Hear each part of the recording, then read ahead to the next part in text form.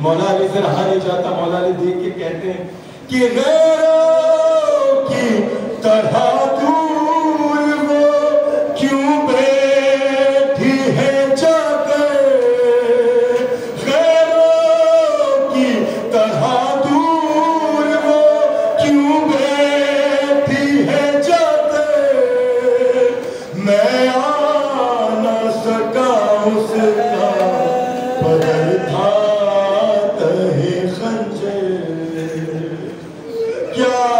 रूठी है इस बात पे दादा से सकीना, ऐ मेरी लाडली कल से है सफर तेरा बहुत दूर का बेटी, ये सोच के फटता है कलेजा मेरा बेटी।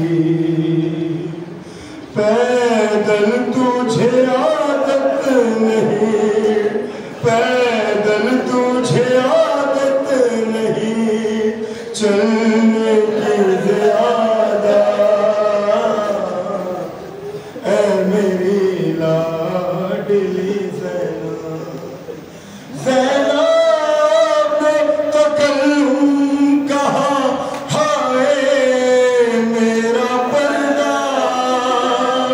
जब बोले अली शाम के दरबार है जाना, तू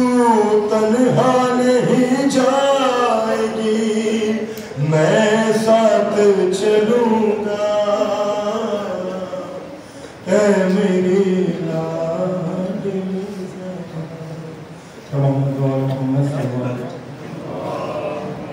मोहम्मद जनाब रोशन साहब को